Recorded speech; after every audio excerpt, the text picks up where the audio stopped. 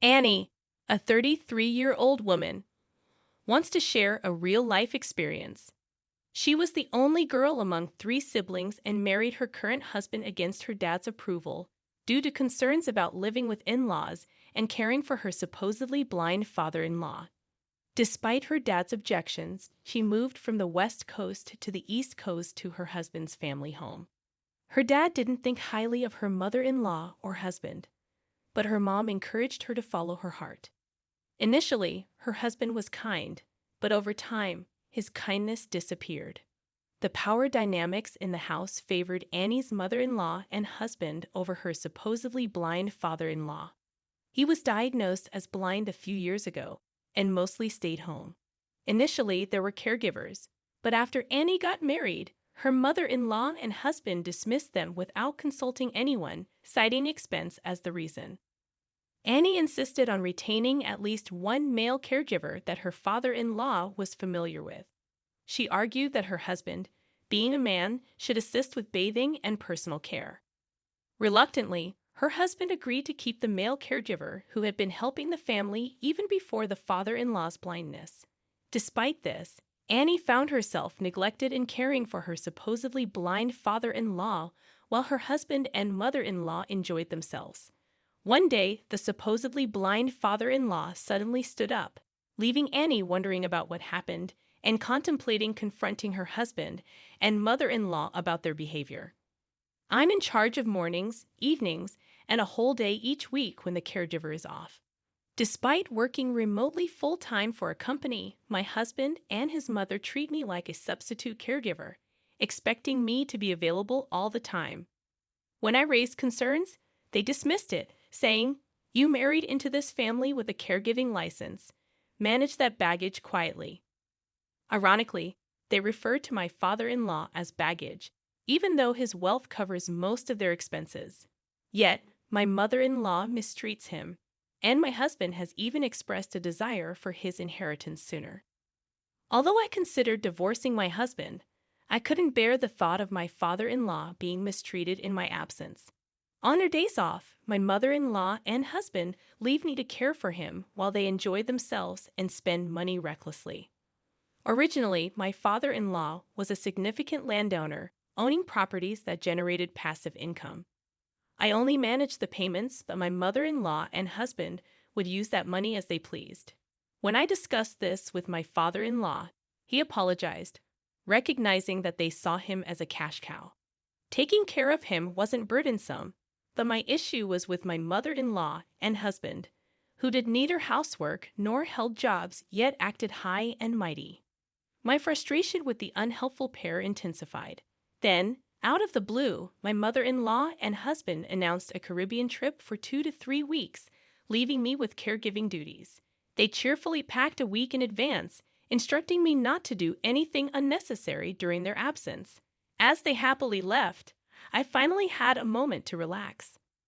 To my surprise, my supposedly blind father-in-law independently changed into a suit and invited me to go out. It became evident that he wasn't completely blind, though his vision was not perfect. Handing me a business card, he indicated where he wanted to go. 3 weeks later, my oblivious husband and mother-in-law returned, refreshed from their trip, complaining about the gloomy atmosphere. They suggested going to the Maldives next time, all while immediately griping about my father-in-law and me as soon as they came back.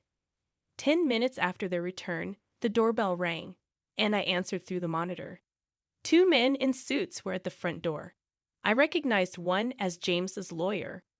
Mother-in-law and my husband looked puzzled. "Oh, it's James's lawyer. What brings you here?" Father-in-law walked into the living room, guiding the lawyers to chairs and sitting down himself. He seemed to walk and sit by himself, which surprised me. "You two, sit here," he instructed my husband and mother-in-law.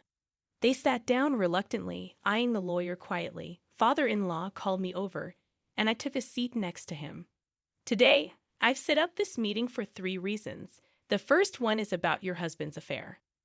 Father-in-law pulled out a photograph from an envelope, revealing my husband, my mother-in-law, and an unfamiliar woman. The intimacy in the photo clearly indicated something was going on. Who's this woman? Neither my husband nor my mother-in-law responded. More photos emerged, showing my husband with his arm around the woman, enjoying her company, and entering a hotel. The photos, taken at different times and places, painted a clear picture of infidelity. I've known about your husband's infidelity since he married you. He didn't just go to the Caribbean with the two of you, did he? He was with her too. The evidence of his cheating was undeniable. Why? How did you? My husband seemed to believe he had gotten away with it. In truth, I hadn't noticed, as between work, household chores, and caregiving, I had little time to think about it. I had assumed he was having fun outings just with his mom. Do you have anything to say to her? My husband awkwardly glanced at me, then, breaking the tension, admitted, well, if we've been found out, so be it. Yes, you're just a caregiver to him. He has a new partner now, a so-called common-law wife, if you will. My mother-in-law laughed and remarked, is this true? Even when I directly confronted my husband, he could only mumble, oh well, without attempting to explain.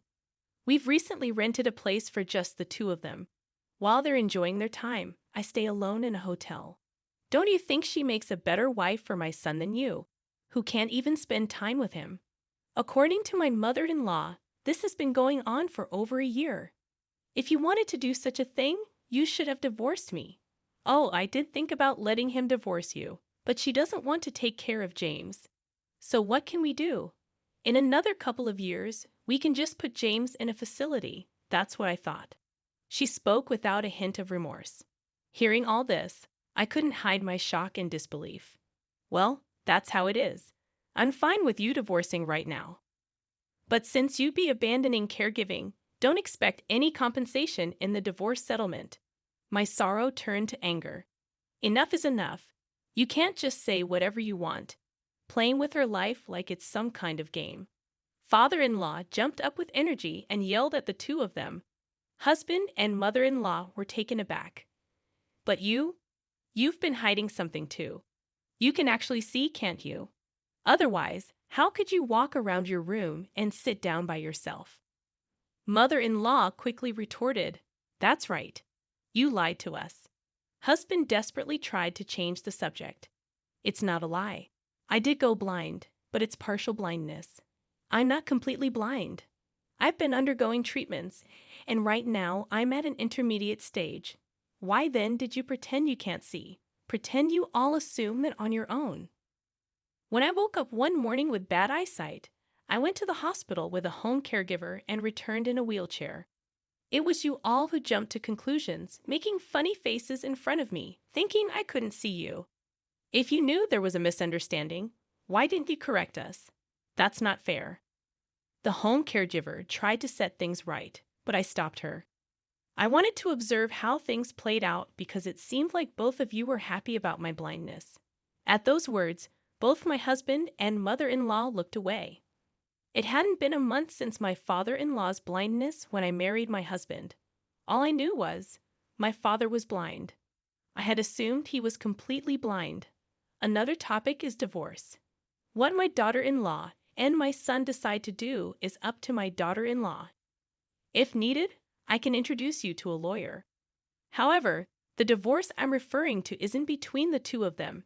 It's between you and me. Father-in-law directed his gaze straight at mother-in-law while discussing the idea of divorce. Divorce? Who even thinks about that? If we're going there, let's address the last issue. I want my money back. It turned out that father-in-law had been providing mother-in-law with a monthly living allowance. However, mother-in-law, assuming blind father-in-law wouldn't notice, had been tapping into other savings, particularly the inheritance left by my father-in-law's father. You always had a penchant for lavish spending. That's why I set up a fixed amount to be transferred to you through the home caregiver. But knowing your tendencies, I anticipated you might dip into other funds when you found out about my blindness. That's why I maintained separate accounts for my earnings and the inheritance. A year later, upon checking with the bank, it was revealed that around $60,000 had been spent in just that year. $60,000. It was astonishing that mother-in-law could squander such a significant amount of money every month. If I had that kind of money in a year, I wouldn't even know what to buy. But for mother-in-law, with her spending habits, it seems like pocket change. I can't possibly pay that back. Besides, it's my money too, right? Whether it's an inheritance or whatever, I have the right to use it as I please. You don't understand inheritance law. Even if we divorce, that inheritance won't go to you. If you can repay that money all at once, I'll let you stay, and we won't proceed with a divorce. But if you can't, consider that $60,000 as part of the property division and quietly agree to a divorce. The real estate owned by father-in-law also originally came from his father's inheritance, making it exempt from being claimed by his wife, mother-in-law, in a property division.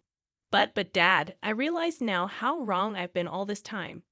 I want to change. Can you please forgive me for everything? The husband clung desperately to his father's feet. Daughter-in-law, what will you do? Do you still want to be with this lazy cheater? No, I've come to see the light. I realize how silly it was to put up with him just because I loved him. Can you recommend a lawyer? I'll be seeking compensation in the divorce proceedings and will be divorcing him. I lost all feelings for my husband and decided to demand compensation in the divorce proceedings. At the same time, I got a divorce application from a meticulous lawyer and signed it right there. Wait a second. I don't have the money to pay any compensation. You can start a part-time job or whatever and pay it back.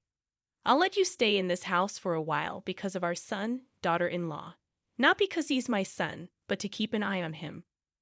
My husband, tears in his eyes, apologized to me and signed the divorce application and the compensation agreement. Also, I want to give you a portion of my assets as a token of my gratitude and apology. I'd rather give it to you than to my son. He handed me a copy of his will. Wait, what is this? The original's with the lawyer. I can't give it to you now. When I pass away, the lawyer will contact you at that time. I want you to accept my assets. The will stated that a portion of his property and bank deposits would be inherited by me. I can't accept this. I'd only been with them for just over a year. I haven't done anything special to deserve this from father-in-law. No, that's not true. You stood by my side and tried to protect me even when the two of them said such terrible things, father-in-law said with a gentle smile. What? Why are you giving it to that young woman? I've been with you for many more years. Quiet. What have you done for me? From the moment we got married, you left all the household chores to the help. And weren't you the same with raising our son? It was me and the maids who looked after him when he was young. I know about your affairs and that you spent money on your lovers. It's shameful what you and our son have done. Even my husband appeared surprised at father-in-law's words. Wait, Mom said it was Dad who had the affair and that she raised me all by herself. What's going on? Mother-in-law looked nervous, her eyes darting around. Do you believe James over me? It was evident to everyone that mother-in-law was lying. While my husband was taken aback, this dispute unfolded between father-in-law and mother-in-law. The truth that my husband had an affair was undeniable, and there was little sympathy for him given his own transgressions. The conversation neared its conclusion. Mother-in-law was compelled to sign the divorce papers and instructed to pack her bags and leave without resistance. Mother-in-law exited the house, and on that day, father-in-law and mother-in-law officially divorced.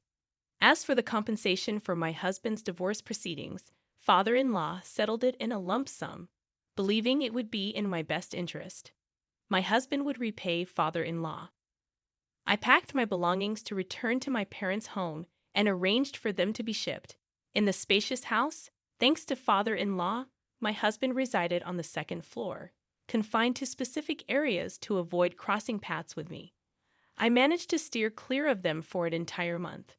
With everything settled, on the moving day, the intercom rang, and to my surprise, my parents appeared on the screen. As I opened the front door, my father was already shedding tears, and my mother greeted me with a smile.